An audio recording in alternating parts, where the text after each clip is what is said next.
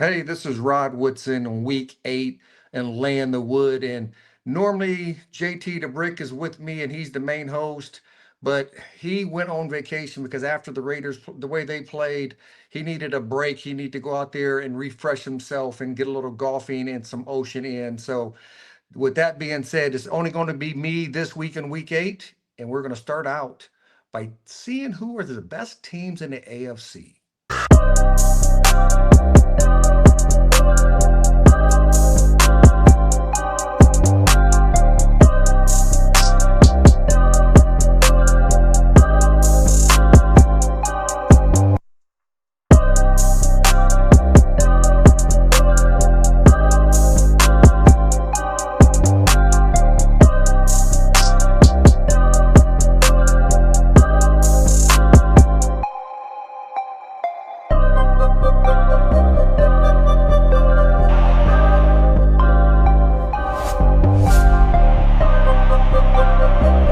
All right, through the midway point, the teams are in the playoffs.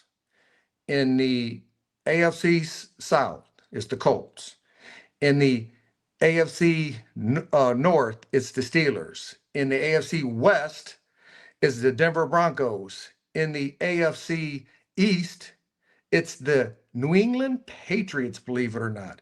And then the three wild cards are going to be Buffalo, the Jags, and the Chargers. And nobody would have said the number one seed going into this year at the midway point was going to be the Indianapolis Colts. They're playing lights out football. Danny Dimes is playing really, really good. The defense is playing better than I thought they were going to play. Overall, they look like the best football team in the AFC just for the fact the way they've played from week 1 all the way up to week 7. And now this is going to be week 8. The question is, can they play this way the rest of the year? And nobody wants the Chiefs to get into the postseason because they got Patrick Mahomes. They've been playing really good football. And what they did last week to the Las Vegas Raiders, if that's any indication of where they're going to go and where they're trending to at the end of the season, it is going to be one of those seasons at the end of the year that you're going to have to play your best football in December and early January to get to the postseason. Going into week 8, which teams are going to be playing that good come week 17, come playoffs? And to me, the Kansas City Chiefs, they got Patrick Mahomes. Everybody's getting healthy. They got Chris Jones. And nobody wants those guys to get into the postseason. Nobody, because they know what they can do once they get there. And you don't ever want a 3-game stretch where Patrick Mahomes is having to play his best football. And if he wins, they're going into the Super Bowl. You don't want to make that bet. So my question would be, can they be that team that surprises everybody? I can't say really surprised, but go out there and play their best football at the end of the year when normally they're kind of putting on the brakes because they played so good at the beginning of the year. So it's going to kind of be the opposite for the Chiefs. But my pretender will be the Jags. And I even though I like what they've done so far, I just don't know if I trust their whole overall roster and can they play for the remainder of the year, really top-notch football. And I don't know if they can do that consistently. The team that does intrigue me, though, is the Cincinnati Bengals. And why the Cleveland Browns traded their starting quarterback to their rival inside of their division makes no sense to me and made the Cincinnati Bengals better because they did that and they have T. Higgins. I mean, you got two of the best receivers in the National Football League. You got a good running game. Now, all they needed was a quarterback. And the Cleveland Browns, for some reason, inside of their own division, traded Joe Flacco over to them for a late round pick. That is the most craziest, absurd thing I've ever heard of in my life. And why they did that, I have no idea. All right, now we're talking about week 8 in the National Football League, and we're going to move over to the NFC side. Which are the best teams in the NFC? So right now, the NFC North is the Packers. They're 4-4-1. The East, you got the Eagles, and everybody's been saying the Eagles have been terrible, playing terrible football, but they're still 5-2. They're playing really good. Then the West, the 49ers. I've always liked the 49ers. Then the South, Tampa Bay Buccaneers. And then the three wild card teams, Seattle, the Lions, and the Rams. Not in that order, but they're all there in the wild card race. And the question you have to ask yourselves is which team is going to be playing the same way at the end of the year, right? The same way we did the AFC. Which team is going to be the same players? Because the Bears are playing really good football. They won 4 straight games. Caleb Williams he's responded to Ben Johnson's challenge of him growing as a quarterback, and he has done a tremendous job in the last 4 weeks. The Carolina Panthers are playing really good football. So which of these teams are going to be that same team at the end of the year? And then the question for the 49ers is, okay, Matt Jones has played really good football for you. He's won all his games since he's been playing. Brock Purdy is injured, still coming back from the injury and recovering. Can he be that same quarterback? So moving forward, do you play Brock Purdy if he's healthy? Or do you go with the hot hand and Matt Jones because he's played really good football? And I think the loyal fans in the Bay Area is going to be saying, hey, keep playing Matt Jones because he's playing really good for you and you're winning football games.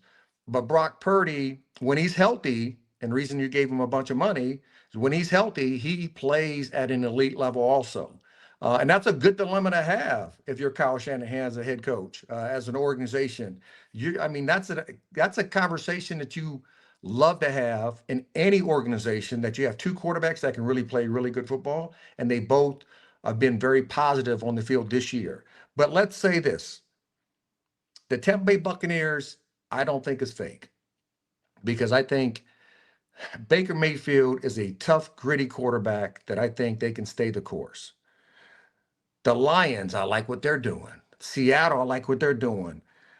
Man, I like the Packers. If I had one team, it would probably be the Packers that I could say that could maybe not be the top tier teams, just the way even though they're 4-1, because they got to play the Bears. All these teams got to play each other still the rest of this year. So it's going to kind of unfold. But the Bears, to me, they're leading the league in turnover margin, plus 11. They're getting turnovers left and right. Dennis Allen's done a wonderful job with this defense for the Bears. And what I really like about the team overall is that the growth of Caleb Williams, but then the growth of the defense and the aggressiveness to the defense of what they've played this year so far, through 7 games going into week 8. So I could see the Bears sneaking in there and the Packers moving out of that position, and maybe the Lions moving to the number 1 spot, and those Bears finding that last wild card spot. All right, the games of the week for week 8 in the National Football League. First one, the Commanders at the Kansas City Chiefs. And I'm saying this is a game of the week because Kansas City has found their footing. Guys are getting healthy. Patrick Mahomes is playing outstanding football again. Everybody was asking, like, where's his offense? But everybody was kind of banged up and beat up on the offensive side.